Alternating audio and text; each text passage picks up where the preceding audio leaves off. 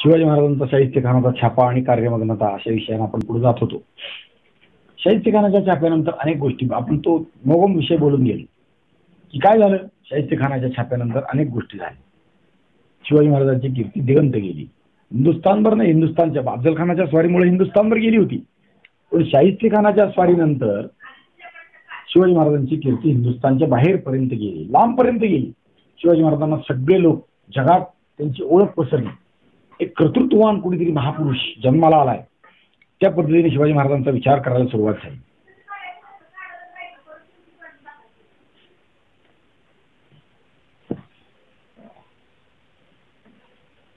शाहिस्तेखानाचं काय झालं. शाहिस्तेखान इथून बंगालच्या सुद्याला गेला, इथं मोहन जमाला हा विषय पाहिला. जसवंत सिंगाला मात्र शाहिस्तेखानाने टोचणी दिली. बोलला जसवंत सिंगाला की तुम्ही काय केलं असं म्हणून शाहिस्तेखानाने शिव्या द्या वगैरे वगैरे झालं. पण जसवंत सिंगाने या शिवाजी महाराजांच्या प्रकरणामध्ये शिवाजी महाराजांना मदत केली. शाहिस्तेखानाच्या प्रकरणामध्ये शिवाजी महाराजांना मदत केली. त्यांनी शिवाजी महाराजांकडून पैसे खाल्ले आणि शाहिस्तेखानावर छापा घालायला लावला. असं वेगळे वेगळे वेगळे मतांतर ऐकायला मिळतात. विचार करतो आपण त्याचा.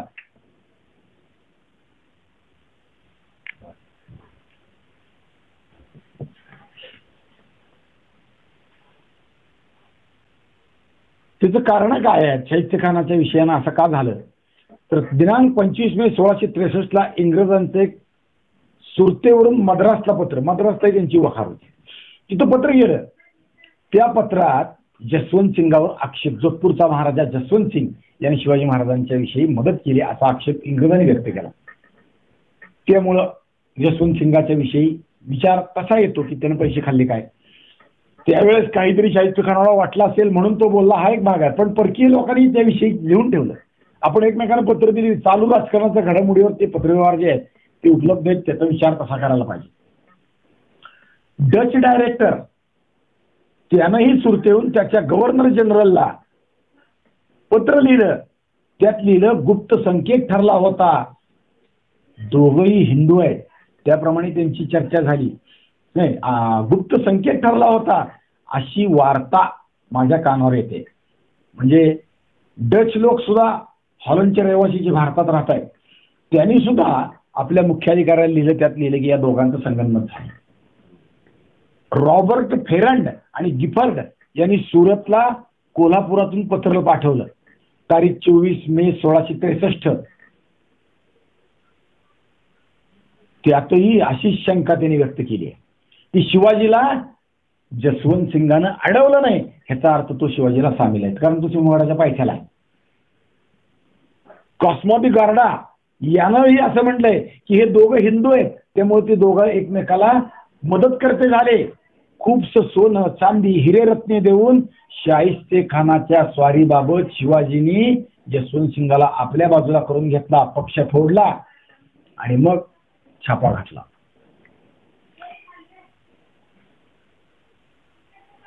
गिफर्डनं पुढं 12 एप्रिल 1663 राजापूरहून सुरतला पत्र लिहिलं. त्यात त्यानं लिहिलंय की रावजी सोमनाथाने शिवाजी महाराजांना पत्र लिहिलंय. शिवाजी महाराजांनी रावजी सोमनाथाला पत्र लिहिलंय. त्याच्यावरून माझं असं म्हणणं आहे की जसवंत सिंग आणि शिवाजी महाराज एकमेकांशी अनुकूल झालेले आहेत, त्यामुळे जसवंत सिंगांनी मदत केली. पण प्रत्यक्षात बरं का शिवाजी महाराजांनी लिहिलेल्या पत्रात असं कुठेही नाही. रावजीला लिहिलेल्या पत्रात शिवाजी महाराज म्हणतात आपल्याला परमेश्वराने हे कृत्य करायचा संदेश दिला होता आणि म्हणून मी हे कृत्य केलं. या कृत्यासाठी कुणाचाही पाठिंबा किंवा मदत घेतल्याचं शिवाजी महाराज म्हणत नाही. मात्र परकीय लोक सगळे या दृष्टीने शिवाजी महाराजांच्या या कार्याचा, कर्तृत्वाचा विचार करतात की शिवाजी महाराजांनी जसवंत सिंगाला आपल्या बाजूला करून घेतलं आणि मग असं केलं. जसवंत सिंगाची कैफियत आहे, म्हणजे राजघराण्याच्या कैफियत म्हणजे इतिहास, त्यांच्या संबंधानं जे घडलेल्या घडामोडी त्याच्या नोंदी, त्याला म्हणायचं कैफियत. कोर्टाची कैफियत म्हणजे वेगळी असते. आपली बाजू मांडणं म्हणजे कैफियत. इतिहासाच्या दृष्टीने त्या राजघराण्याची बाजू मांडणं म्हणजे कैफियत म्हणलं तर काही चुकीचं ठरणार नाही. बरोबरच आहे ते. आपली बाजू मांडणं म्हणजे कैफियत.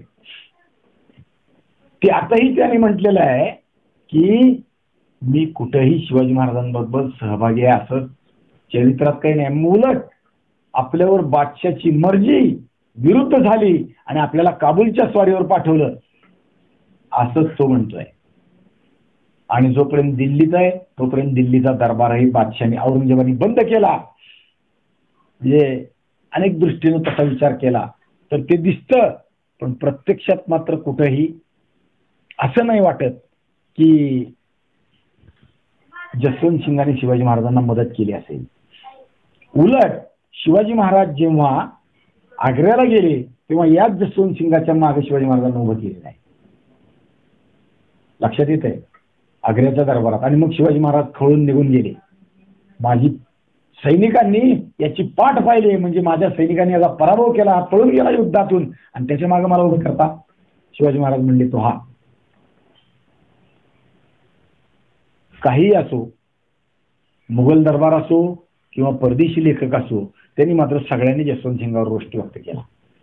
जसवंत सिंगावरच शाहिस्ते खानाच्या या छाप्याचं खापर सगळ्यांनी फोडलं.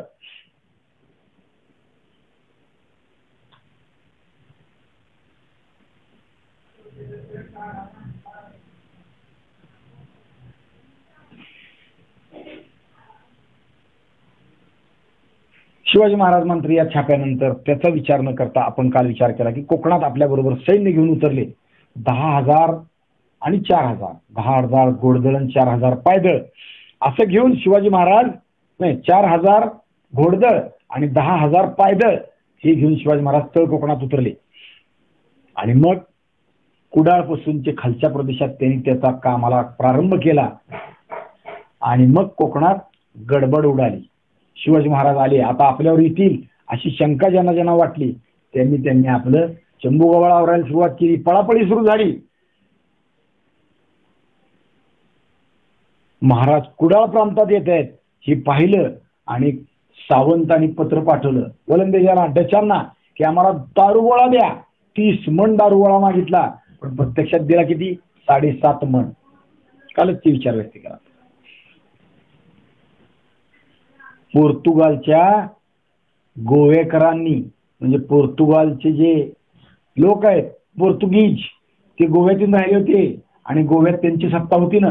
शिवाजी महाराज आता आपल्याकडे येतील असं त्यांना वाटायला लागलं. आणि मग गडबड उडाली, गोंधळ सुरू झाला. गोव्याच्या पोर्तुगाली फिरंग्यांना नम्रता आणि गोड स्नेहाचं एकदम महत्व पटलं. आणि मग त्यांनी शिवाजी महाराजांना पत्र पाठवलं. आपण वेंगुर्ल्यास येऊन पोचला अशी बातमी समजली आहे. कुडाळात होते यावेळी शिवाजी महाराज. आपण मोगलावरील विजयाबद्दल अभिनंदन करण्याकरता आमचा वकील आपल्याकडे पाठवला आहे. मोगलावरचा विजय म्हणजे कोणता? शाहिस्ते खानाचा पराभव केला, हा आपण विजय प्राप्त केला, याच्याबद्दल अभिनंदन करावं म्हणून वकील पाठवलाय. बघा, आपलं कर्तृत्वाचा ठसा दाखवला की लोक कसे मागे पडत येतात. काहीतरी दाखवलं पाहिजे. जो हे लोक आतापर्यंत शिवाजी महाराजांच्या बाजूने होते काय? नवे उलट विरोध करत होते, त्रास देत होते. बारदेशात आपण ते घेणार आहे, पुढे येणार आहे तो विषय. बारदेश म्हणजे गोवा. गोव्यातले लोक अनन्वित अत्याचार सोसत होते हिंदू लोक. हे पोर्तुगीज आहेत ना, हे काही साधारण नाही आहेत. हे काय नुसतं गोव्यात देवदेव करायला नाही आले. सेंट झेवियर, आपण गोव्यात गेल्यावर त्याचा ते मुर्दा पाहतो, माहित आहे का? नाही, गोव्यात गेलोच नाही तर माहिती काय विषय. गोव्यामध्ये सेंट झेवियर नावाचा एक म्हणजे ख्रिस्ती संताचा मुर्दा आहे. तो शिवाजी महाराजांच्या आधी 100 वर्ष तो तिथं गोव्यात आला आणि गोव्यातल्या लोकांना त्यांनी ख्रिश्चन केलं. म्हणून तो संत पदाला पोचला त्यांच्याकडच्या हिशोबानं. आणि तो मेल्यावर त्याचं मुर्दा दफन न करता तो संरक्षित ठेवलाय. तो अजून तसाच आहे. 400 वर्ष 450 वर्ष होत आली. सेंट झेवियर म्हणतात त्याला. त्याच्यासाठी एक सेंट झेवियर, त्याचा मुर्दा अजूनही तसाच आहे. औषधं लावून त्याला ठेवलंय. आपल्याकडे नवीन नाही आहे. प्रभू रामचंद्र जेव्हा वनवासाला गेले आणि दशरथ राजा गेला तेव्हा त्याच्या शवाला पहिल्यांदा औषधं लावून जतन करायचा प्रयत्न, जतन म्हणजे राम येईपर्यंत प्रयत्न केला गेला. पण राम येणार नाहीत, वनवासात गेलेच म्हणल्यावर तो भरत तिकडून येईल आणि मग अंत्येष्टीचे कार्य करेल म्हणून थांबलं होतं. कारण राम लक्ष्मण गेले होते वनवासात आणि भरत गेला होता माहेरी, मामाच्या घरी. माहेरी नाही, मामाच्या घरी. भरत आणि शत्रुघ्न दोघंही गेले होते. ते येईपर्यंत दशरथ ठेवला ना, दशरथाचं शव ठेवलं, तसं या सेंट झेवियरचं शव राखून ठेवलेलं आहे. अजूनही ते आहे. गोव्यात काही वर्षात यात्रा भरते. मूळ जुना गोवा म्हणतात त्याला, ओल्ड गोवा, त्या भागात ते आहे. आणि ती यात्रा भरल्यावरती ते शव दर्शनासाठी मोकळं ठेवतात. मोकळं याचा अर्थ पेटी बाहेर काढतात. इतर वेळेस ती पेटी अशी दुसऱ्या तिसऱ्या मजल्यावर आहे त्या चर्चच्या भागात, आणि ती एक 50 फुटावरून पेटी दिसते. त्याला काच आहे बाहेरून, त्या काचेतून तो मुर्दा दिसतो. सेंट झेवियर अजूनही ते पाहता येतं. गोव्यात गेल्यावर पाहता येतं. लक्षात ठेवा. सेंट झेवियर म्हणजे याचा मुलगा का? नाही नाही नाही, सेंट म्हणजे संत. झेवियर हे त्याचं नाव. तो पोर्तुगालवरून हिंदुस्थानात आला, गोव्यात राहिला. अनेक लोकांना त्यांनी ख्रिश्चन केलं. ख्रिश्चन केलं म्हणजे सद्धर्मानं कीर्तन प्रवचन करून नव्हे. गोव्याचे अत्याचार जर वाचले ऐकले तर अंगावर काटा येईल, डोळ्यात अश्रू येतील असा आहे. अनन्वित अत्याचार केले, म्हणजे तळीव अत्याचार. लहान लेकरं भज्यासारखी कढईत तळून काढले त्यांनी.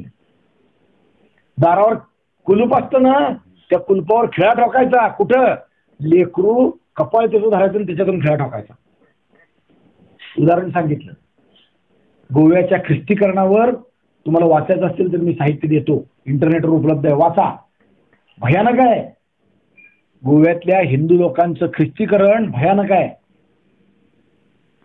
म्हणजे तळीव अत्याचार जे म्हणतात ना, ते खरोखर तळलं. लेकरं बाळ भयानक अत्याचार केले. तरी गोव्यात हिंदू चांगले आहेत, अजूनही ते आहेत, आणि ते आपल्यापेक्षा धर्मनिष्ठ आहेत. अत्यंतिक कडवे आहेत. आपल्या घरात एखाद्या वेळेस तुळशी वृंदावन असणार नाही, असलं तर लहानचं असेल. पण गोव्यात जा आणि तुळशी वृंदावन पहा. हिंदूच्या दारात तुळशी वृंदावनावरून ओळखलं आलं पाहिजे की हे घर हिंदूचं आहे.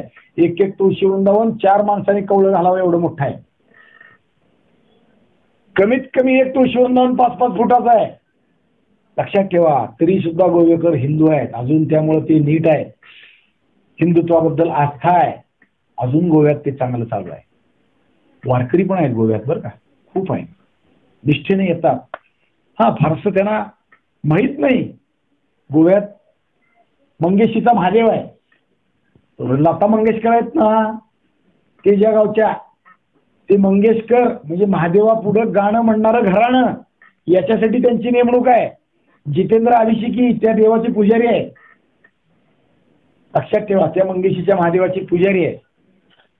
मंगेशी म्हणजे गाव आहे आणि तो मंगेशकर, त्यामुळं मंगेशीचा महादेव अशा अर्थानं, म्हणून यांचं नाव मंगेशकर आहे. ते गोवा असा आहे. आणि त्या मंगेशाच्या महादेवाची रोजची सकाळची पूजा, किंवा आपण जर महापूजा करायला गेलो, महादेवाला अभिषेक करायचा म्हणून सांगितलं तर ते पुजारी करतात. आणि पूजेची समाप्ती आहे ना, ती पांडुरंगाच्या मूर्तीपुढे देवाला अभिषेक घातल्यावर समाप्ती होती. लक्षात ठेवा. गोवा एवढा पांडुरंग नाही आहे. पण अजूनपर्यंत वारकरी संप्रदाय फारसा तिथं आपण पोचलेलो नाही. कारण गोव्यात वारकरी कीर्तन माहीत नाही. एखाद्या गावात माहीत आहे, मडगाव, पणजी, फोंडा इथं माहीत आहे. सर्वदूर गोव्याच्या लहान लहान गावात, लहान लहान वाड्यात, वस्त्यात वारकरी माहीत नाही. कारण मी सांगतो, गोव्यात भजनी मंडळ आहेत, विठ्ठलाची भक्ती आहे, लोक चालत येतात, पण ते तुरळक आहेत, फार नाही आहे. जसं आपल्याकडून येतात तशी संख्या नाही आहे, फार कमी आहे. कीर्तनाला गेलो होतो एकदा गोव्यात, आणि गोव्यात कीर्तनाच्या आधीची तयारी जुळणी आहे का बघितली. कीर्तन संमेलन होतं म्हणून आम्ही ती चर्चा केली. आणि ते कीर्तन संमेलन होतं ते होतं नारदीय कीर्तनाचं. त्यात वारकरी कीर्तन होतं आपल्या शंकर महाराज बडव्यांचं.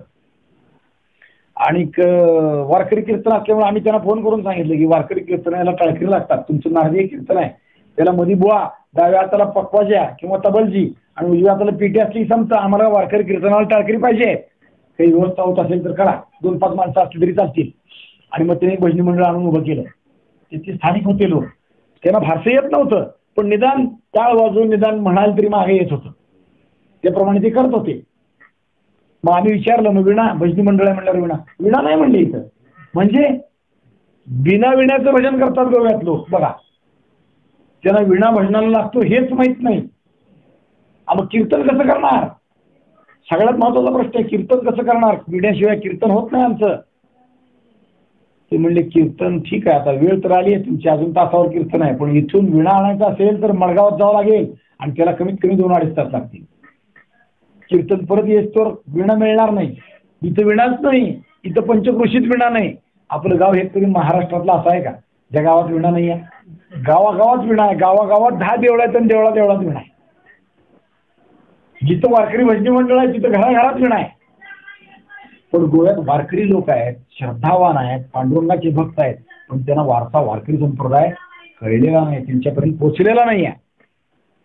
हे काम आपल्या हातून अधूर राहिले असं म्हणलं तर हरकत नाही. ते आपलं काम आहे, तिथपर्यंत पोचलं पाहिजे. ती गोवा जिंकायला या सेंट झेवियरवरनं पुढे गेलो आपण. शिवाजी महाराज तिकडे उतरले, त्या गोव्यात असताना हा सेंट झेवियर आणि त्यांचे पोर्तुगीज अनुयायी पुढचं सांगतात. गोवा म्हणजे मग पुढे सगळं कळेल की संकट काळ आला म्हणजे या सेंट झेवियरला प्रार्थना करतात लोक, अजूनही नवस बोलतात. आपत्कालात त्याचं निवारण तो करतो असं लोकांना वाटतं. आणि संभाजी महाराजांच्या काळात संभाजी महाराजांनी गोव्यावर स्वारी केली, इतकी कडक स्वारी केली की गोवा आता हातातून चालला, संपला, आपलं राज्य संपलं असं पोर्तुगीजाला वाटलं.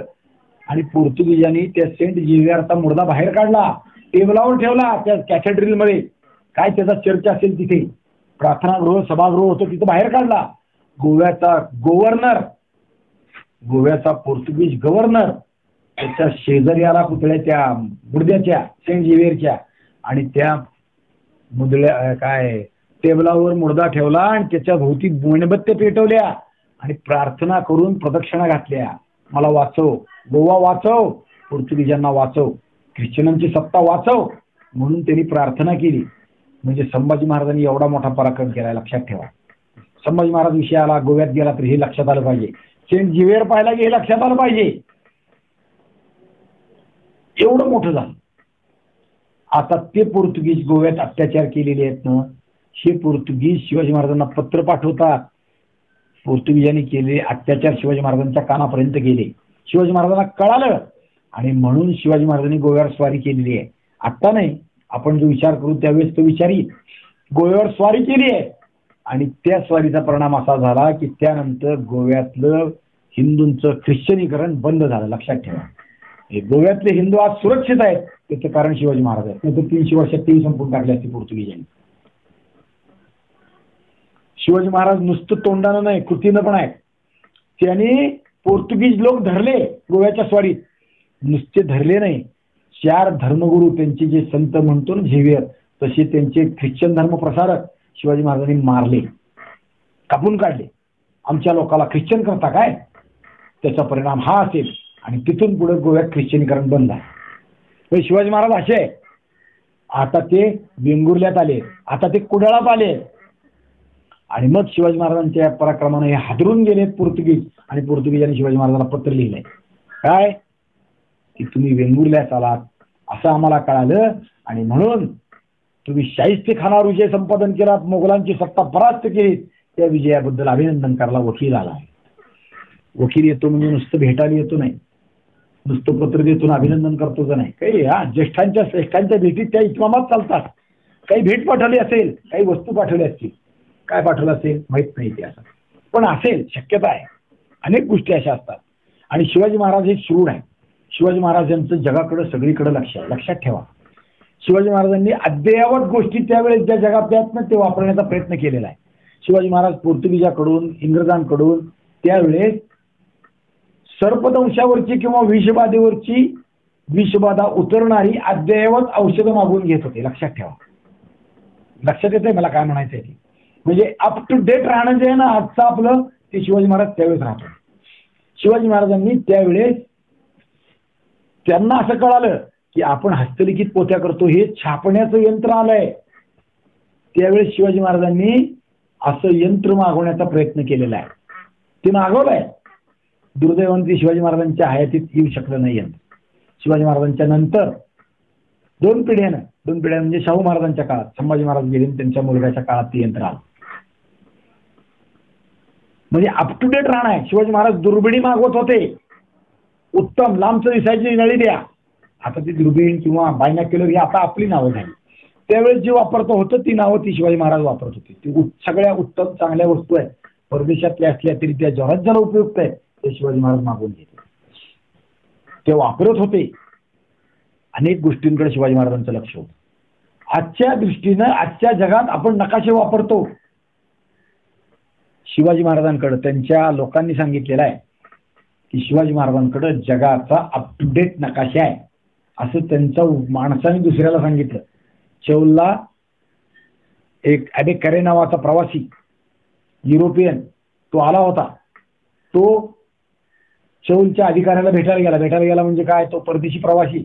स्वराज्यात येताना किंवा जाताना त्याचं पारपत्र पासपोर्ट पास केला पाहिजे ना, त्याच्यावर सही शिक्का घेतला पाहिजे, म्हणून तो चौलच्या अधिकाऱ्याकडे भेटायला गेला आणि चौलच्या अधिकाऱ्याला ती पासपोर्टचं दिलं. मग त्याने ती पुढची सगळ्या कागदाची पूर्तता होईपर्यंत त्याने ज्या गप्पा मारल्या ते त्याने लिहून ठेवल्या.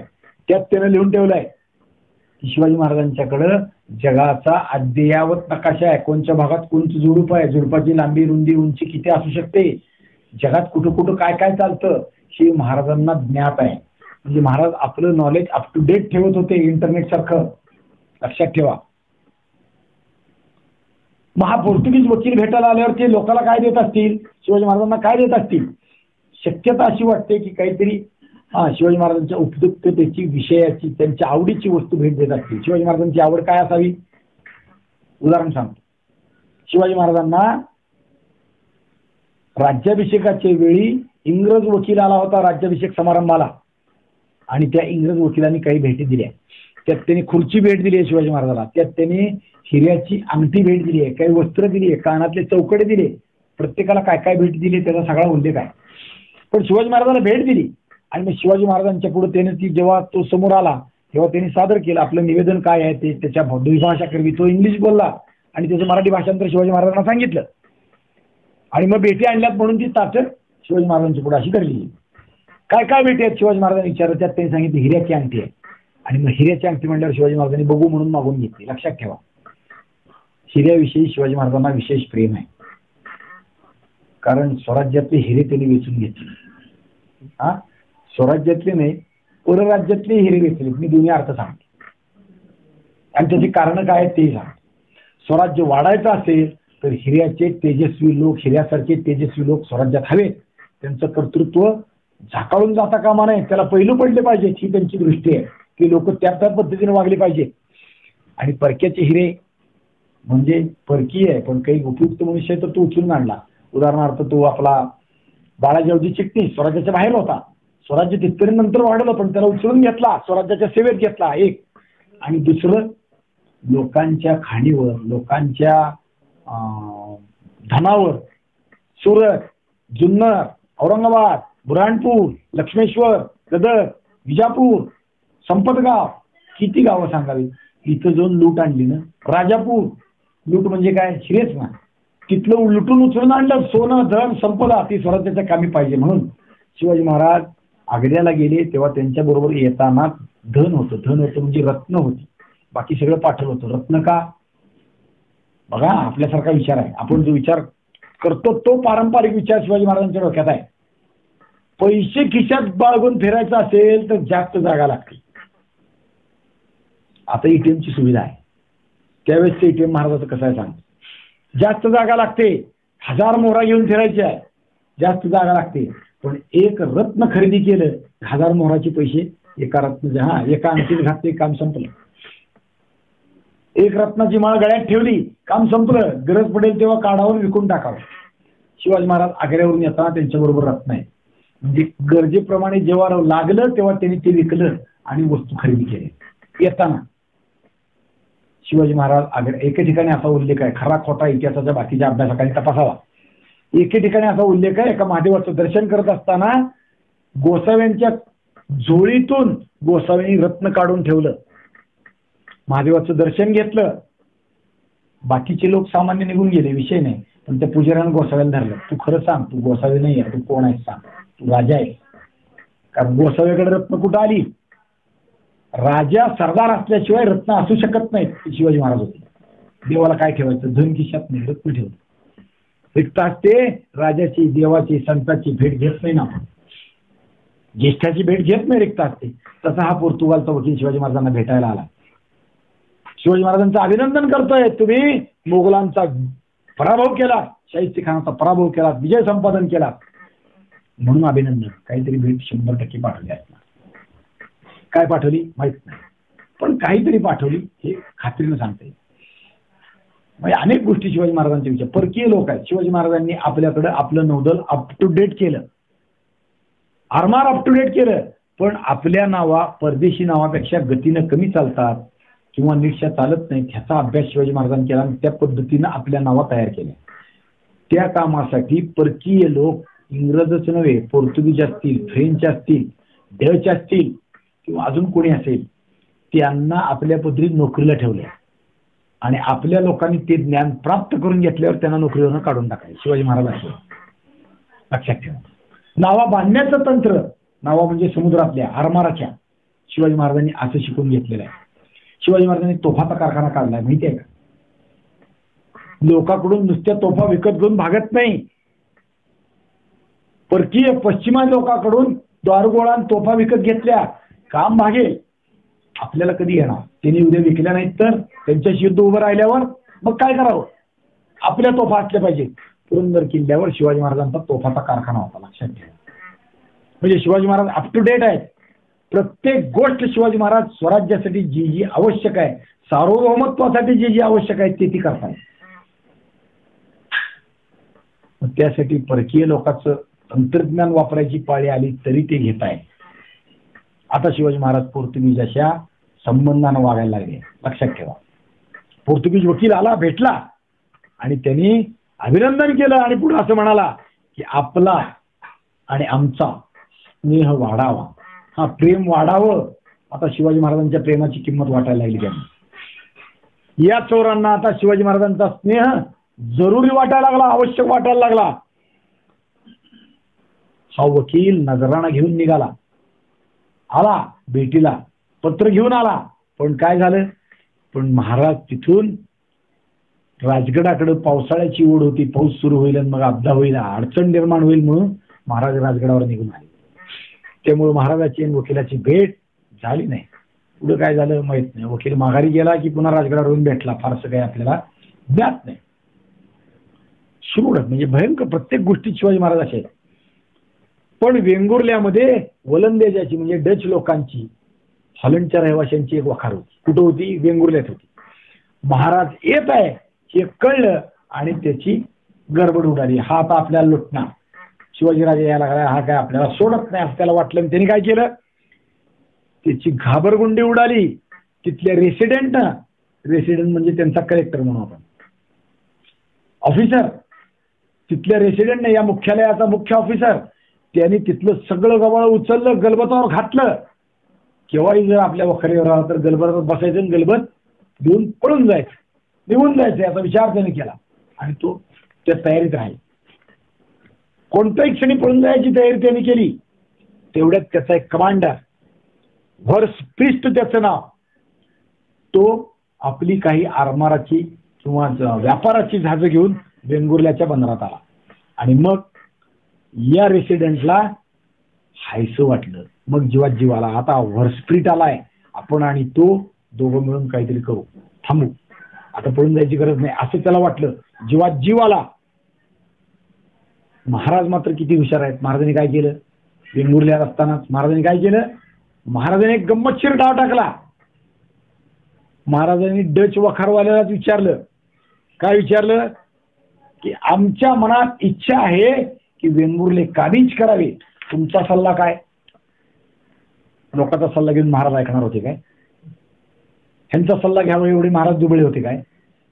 वेंगुर्ल्याच्या जवळ आलोय आणि वेंगुर्ले घेऊ का नको तुम्हाला विचारतोय. वेंगुर्ल्याचे मालकही नाही ती. वेंगुर्ल्यात ह्यांची एक वखार आहे फक्त. म्हणजे वेंगुर्ल्यात एका ठिकाणी कुठं तर 2-4 एकर गुंठे जमीन आहे, त्यात त्यांचं वखारीचं ऑफिस आहे, काम चालतंय, बंदरात जाय आहे, याशिवाय काही नाही. पण महाराज काय विचारतायत? काय गंमत आहे का नाही? काय ते विचारायचं कारण आहे काय? आतापर्यंत कधी विचारलंय? राजापूर लुटू काय? संपतगाव लुटू काय? धरणगाव लुटू काय? विचारलं नाही. वेंगुर्ला कब्जात घ्यावा असा आमचा विचार आहे, तुमचा सल्ला काय? वेंगुर्ला ताब्यात आहे आदिलशाही, ते जिंकायचा सल्ला कोणाला विचारताय? डच लोकाला.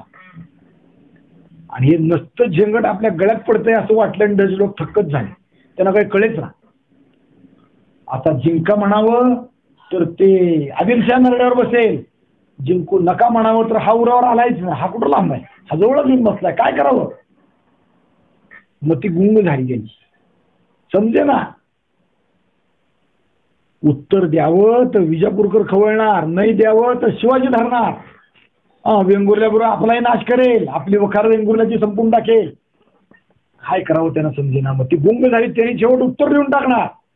उत्तर देऊन टाकलं काय, आम्ही व्यापारी लोक, राजकारणापासून अलिप्त, युद्धाच्या बाबतीत तुम्हाला आम्ही सल्ला देऊ शकत नाही. काय करायचं तुमचं तुम्हाला. सध्या वेंगुर्ल्याकडे लक्ष द्यायला शिवाजी महाराज तरी कुठं वेळ होता. उगा आपलं गंमत करून जात जात शिवाजी महाराजाची गंमत काय खूप ठिकाणी आहे बरं का अशा गमती. शिवाजी महाराज गंमतच आहे. म्हणजे कसं काय असं करावं असं वाटणं, काय शिवाजी महाराजांचं कसं काय. म्हणजे आता त्याचं त्याच्याचं लक्ष दुसरीकडे डायव्हर्ट करायचं आहे की खरंच त्यांचा सल्ला घ्यायचा आहे का त्यांचं प्रेम संपादन करून राहायचं आहे काय माहीत नाही. पण शिवाजी महाराजांनी हे केलं एवढं माहीत. त्यांची गंमत करायसाठी केली असं म्हणलं तर त्यात काय वावगं ठरणार नाही. सध्या वेंगुर्ल्याकडे लक्ष द्यावं, सावंताकडे लक्ष द्यावं एवढा वेळ शिवाजी महाराजांपाशी नव्हता. आणि म्हणून शिवाजी महाराजांना आवरून जायचं होतं. त्यांनी कुडाळ प्रांतावर आपला सुभेदार राजापुरात होता ना तो रावजी सोमनाथ, त्याचीच नेमणूक कुडाळ पण त्याच्या ताब्यात दिलं. आणि महाराज त्याच्यापाशी 2000 फौज वाढवून ठेवली पहिली काय असेल ती. आणि महाराज पुन्हा राजगडाकडे वळाले. कारण त्यांच्या डोक्यात पुढची मोठी मोहीम होती, पुढची योजना सुरू झाली होती, त्याची तयारी ती करायला लागली. महाराज राजगडावर आले आणि एक भयंकर दमदाटीचं फरमान राजगडावर आलं. मगाशी काल 2-4 दिवसापूर्वी आपण ती बोललोय, काही वेगळ्या संदर्भानं बोललो. कुणाचं फरमान होतं ते? फरमान होतं अफजल खानाचा पुत्र फाजल खानाचं. विजापूरच्या बादशाने फाजल खानला चिपळूण आणि दाभोळ ही 2 बंदरं, ही 2 शहरं बहाल केली होती. आपला सरदार आहे, त्याचा पराभव झाला, युद्धात त्याचं नुकसान झालं, म्हणून त्याला ती 2 गावं दिली होती इनाम. ही दोन्ही गावं शिवाजी महाराजांनी ताब्यात घेतली होती. इकडे फरमानं आणि गावं मात्र इकडं. फरमानं कुणाकडं? फाजल खानाकडं, आणि गावं शिवाजीराजाकडं. परत गंमतच आहे की नाही. म्हणजे बादशानं फाजलला नवी जहागिरी दिली आणि त्याची थट्टाच केली. बादशाला कळलंच नाही शिवाजीने तिकडे शहरं घेतली आपली. म्हणजे थट्टा केली का फाजल खानाला नवं रणांगण उपलब्ध करून दिलं. तुझी गावं तुला दिली आहे, जाण ताब्यात घे शिवाजीच्या, बघू तुझा पराक्रम, बघू तुझं कर्तृत्व, असं म्हणून दिली. काही माहित नाही. पण शिवाजी महाराजांनी 2 गावं मात्र ताब्यात घेतली. आणि मग फाजल खानाने शिवाजी महाराजाला पत्र लिहिलं, बऱ्या बोलाने माझी जहागिरीची 2 गावं सोडून द्यावी, नाही तर प्रायश्चित्त भोगायला तयार राहावे. शक्य आहे काय? तुझ्या बापाशी तारे जो खडे, जाशी त्या कडे. सावरकरांनी काव्य अफजल खानावर. म्हणजे बाजीप्रभूच्या पन्हाळ्याच्या त्या सगळ्या विषयांनी लिहिलेलं काव्य, बाजीप्रभूचा पोवाडा आहे, त्यात ते लिहिलंय फाजल खानाला की तुझ्या बापाला ज्यानं खडे पाजले की तुझा पराभव तुला होईल काय? शक्य नाही. आणि हा फाजल खान शिवाजी महाराजांना पत्र लिहितोय. युद्धभूमीतून हा स्वतः पळून गेला 2दा शिवाजी महाराजांकडून, कोल्हापूर पासून. माहिती आहे ना आपल्याला. पहिल्यांदा तर अफजल खानाबरोबर होता, खरा पराक्रमी असतं तर बापाबरोबर मारला पाहिजे होतं. युद्ध करायला पाहिजे होतं. बाप मेला तर मेला. इकडं नाही का आपल्याकडे तानाजी मालुसरे मेला तर मेला, हरकत नाही. तुझा बाप तिथं मरून पडला आणि तळून कुठं भेकण्यासारखं जातात. म्हणून सूर्यजीनं बांध घातला, आडवं पडला आणि सिंहगड जिंकला. तसं खरं फाजल खानानं काही कर्तृत्व असतं तर तसं करायला पाहिजे होतं. बापाची जागा त्यानं चालवून युद्ध करायला हवं होतं. पण हा भेकड, हा अळपुटा, हा पळून गेला, वाईत गेला आणि वाईतून विजापुरात पळून गेला. जावळीतून वाईत गेला आणि वाईतून विजापुरात पळून गेला. आणि तो पुन्हा चालून आला आणि शिवाजी महाराजांना युद्ध करायला प्रवृत्त झाला आणि तिथूनही पळून गेला कोल्हापूर पासून. माहिती आहे आपल्याला, आपण तो विचार केलाय. आणि हा आता शिवाजी महाराजांना पत्र लिहितो की माझी 2 शहरं माझ्या ताब्यात द्या, नाही तर प्रायश्चित्त भोगायला तयार व्हा. प्रायश्चित्त कोण देतो? ज्याचा वकूफ मोठा, जो श्रेष्ठ आहे तो देतो. दुसऱ्याला प्रायश्चित्त द्यायचं काय ताकद आहे? ज्ञानेश्वर माऊलींच्या बाबतीत तो आपण विचार करू शकतो. संन्यासीची मुलं म्हणून हिणवलं, प्रायश्चित्त घ्या, प्रायश्चित्ताचं पत्र घ्या, किंवा तुम्हाला शुद्धीपत्र दिलं पैठणच्या धर्मसभेनं म्हणजे आम्ही तुमची मुंज करू म्हणून सांगितलं.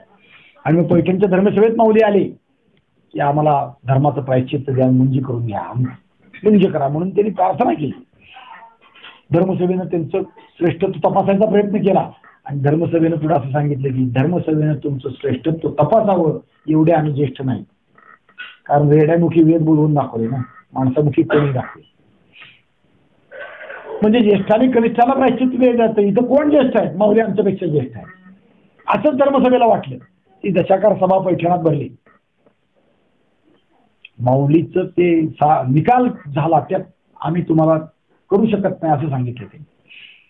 कारण आम्ही तुमच्यापेक्षा ज्येष्ठ नाही, तुम्ही आमच्यापेक्षा ज्येष्ठ आहेत. तुम्ही विद्वान आहात, तुम्ही ज्ञाते आहात, तुम्ही धर्मधुरीण आहात, तुम्ही आम्ही जे करू शकत नाही ते करू शकता, असा विषय आहे त्यात.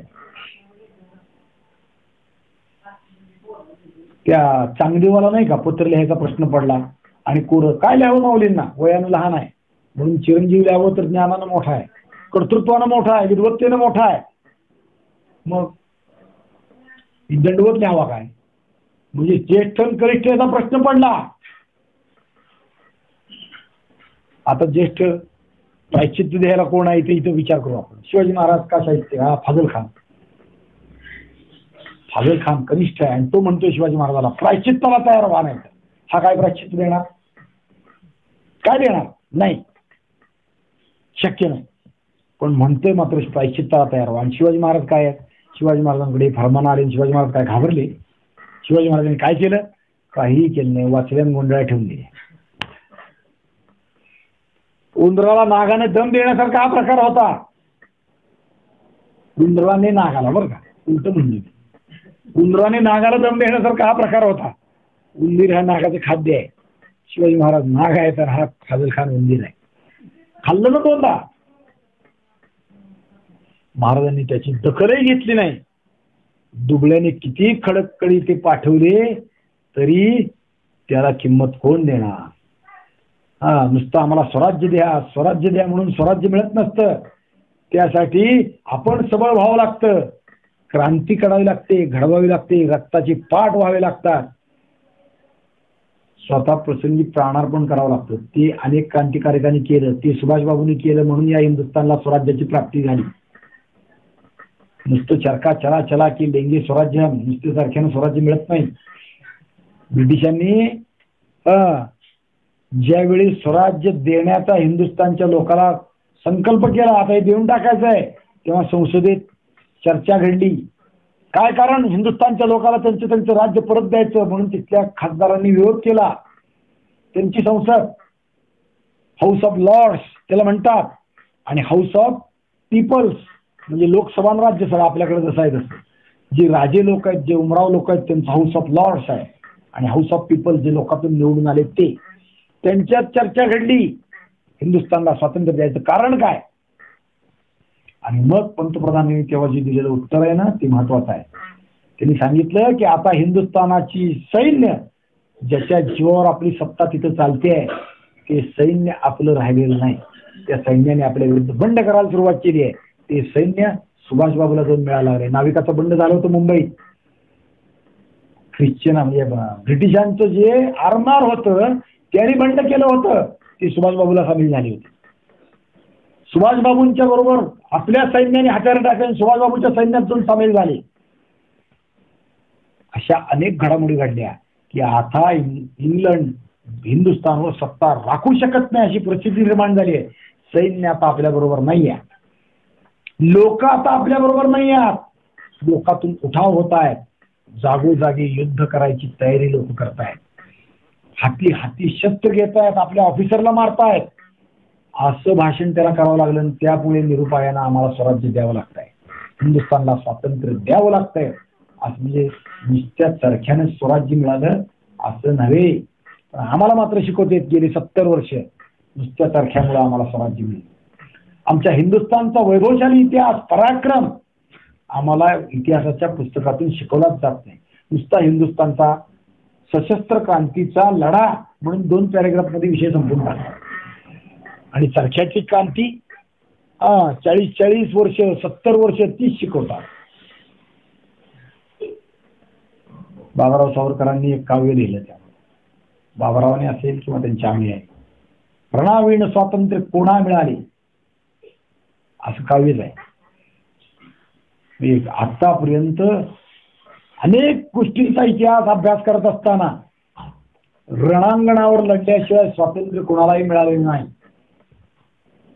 राष्ट्राचा इतिहास शाईने लिहिला जात नाही, त्याला रक्ताचे पाठ व्हायला लागतात, दौतित्व भरावा लागतो, मग तो इतिहास लिहिला जातो.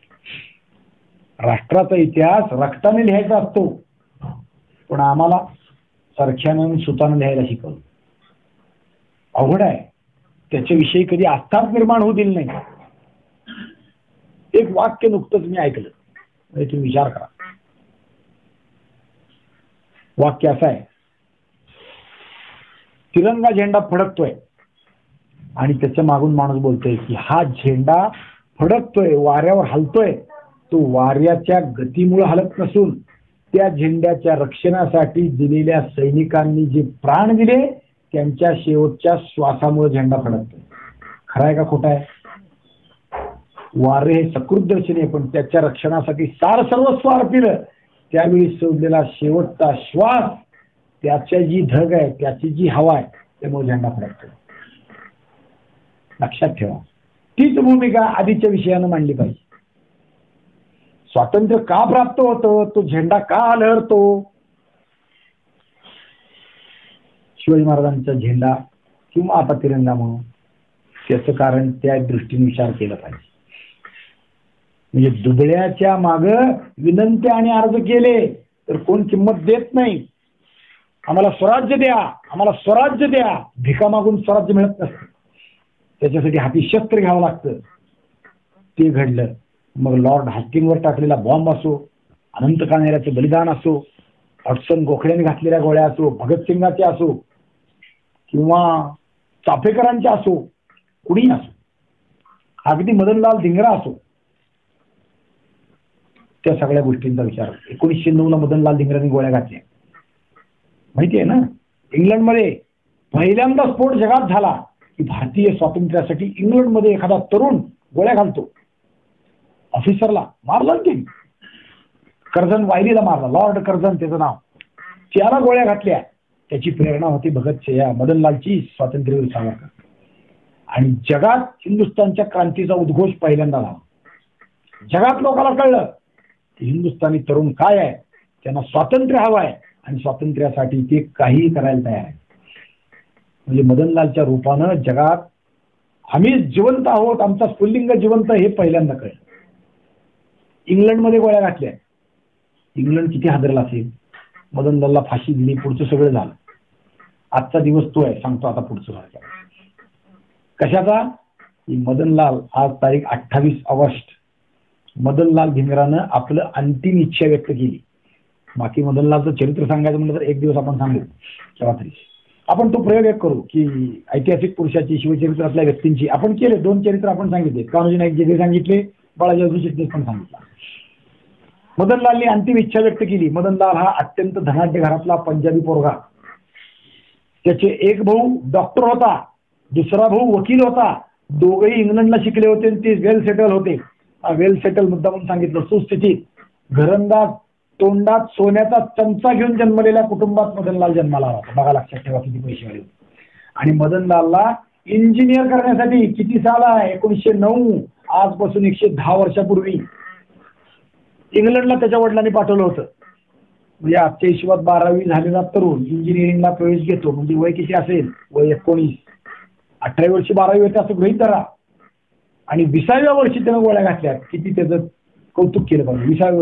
20व्या वर्षी स्वराज्य म्हणता येत नाही, स्वराज्य कळत नाही, अशी आजच्या तरुणाची परिस्थिती आहे. 20व्या वर्षी मदनलालला गोळ्या घातल्या आणि बापानं मदनलालचे संबंध तोडले. हा पोरगा माझा नव्हेच, इतकं हे ब्रिटिशाचे अंकित होते. मदनलालला तुरुंगात भाऊ भेटायला गेले नाहीत, आई भेटायला गेली नाही, बाप भेटायला गेला नाही, कुणीही गेलं नाही.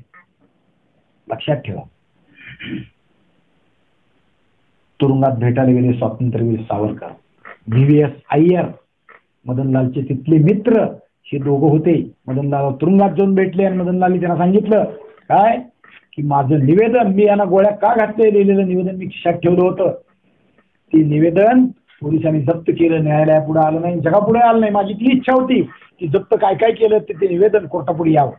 मी का गोळ्या घातल्या, मी माथे फिरू नाही, मी वेडा नाही, मी वेडाच्या भरात गोळ्या घातल्या नाही, मी वैयक्तिक स्वार्थासाठी गोळ्या घातल्या नाहीत, मी घातल्या गोळ्या देशाच्या स्वातंत्र्यासाठी, ही माझी भूमिका जगापुढे यावी म्हणूनच माझं पत्र लिहिलेलं आहे. ते पोलिसांनी जप्त केलं, ते कोर्टापुढे आणलं नाही. ते जगापुढे आलं पाहिजे, मदनलालने इच्छा व्यक्त केली, ते पत्र सावरकरांनी लिहून दिलं होतं, लक्षात ठेवा.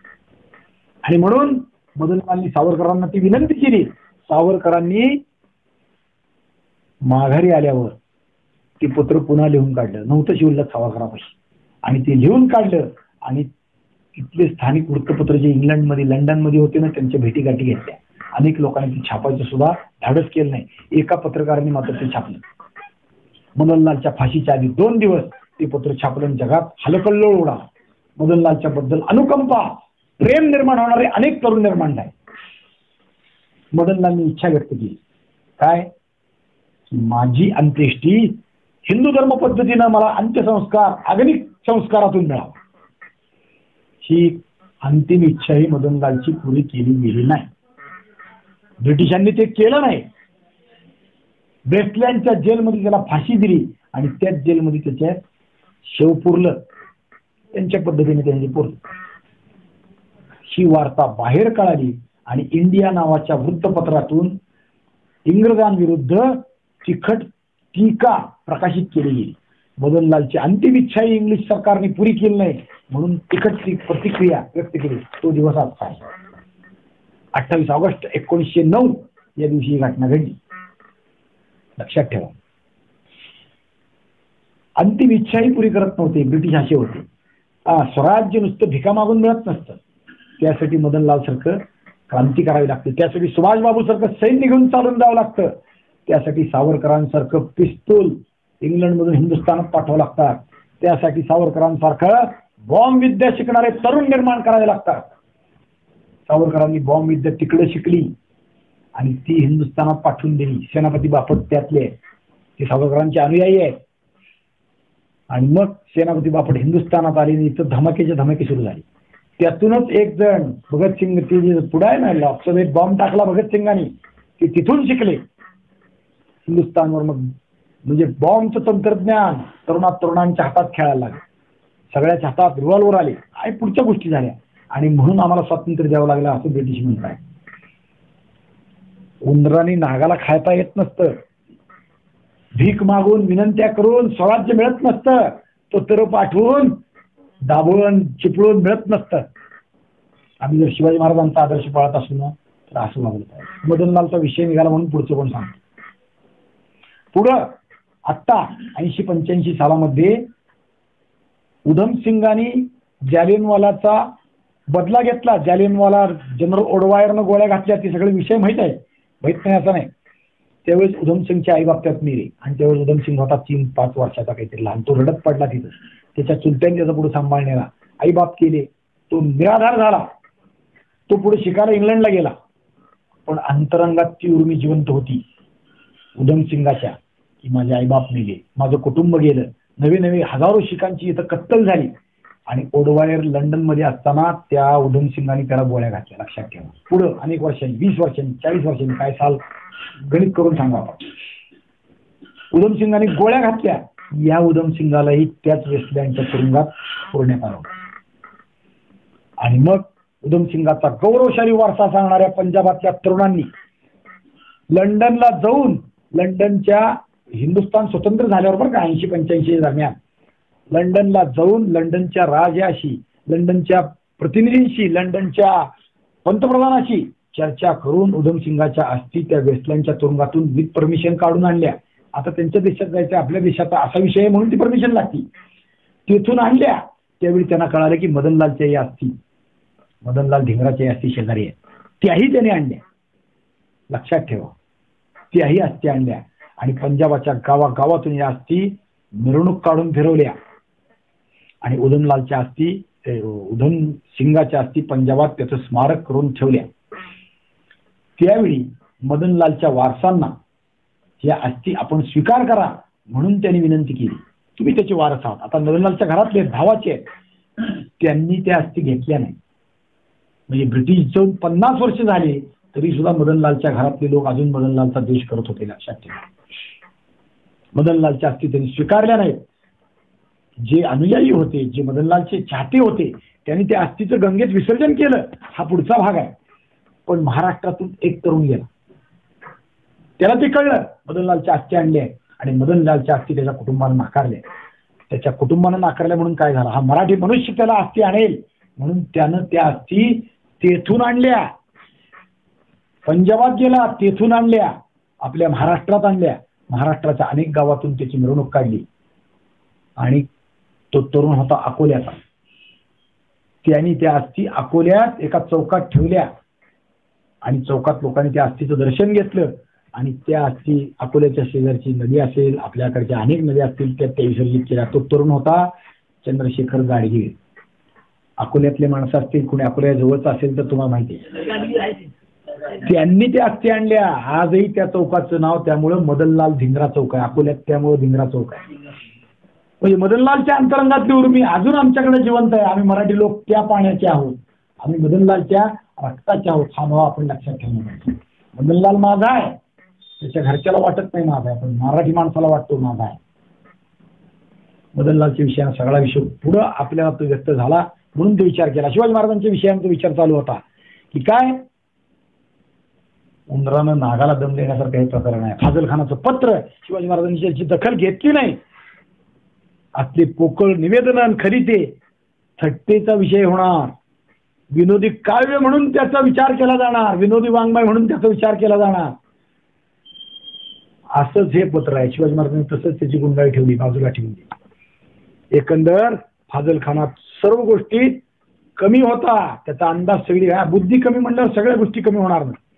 एखाद्या नौजवान प्रेयसीच्या प्रेयसीने दुसऱ्याशी लग्न केल्यामुळे त्या प्रियकरला आलेला उद्विग्नपणा जो असतो ना, तो हृदयभग्न प्रियकर आपल्या पूर्वीच्या प्रेयसीनं तिला पाठवल्या प्रेमपत्राकडे पाहतो.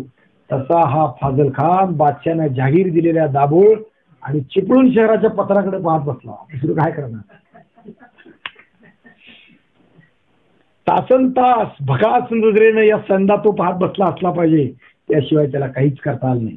आणि मग महाराजांनी पुढे काय केलं तो भाग आपण उद्या पाहू. पुंडलिक वरदेव विठ्ठल श्री ज्ञानदेव तुकाराम भगवान की जय. माऊली ज्ञानेश्वर महाराज की जय. जगद्गुरु तुकाराम महाराज की जय. छत्रपती शिवाजी महाराज की जय. धर्मवीर संभाजी महाराज की जय. पुंडलिक वरदेव विठ्ठल श्री ज्ञानदेव तुकाराम.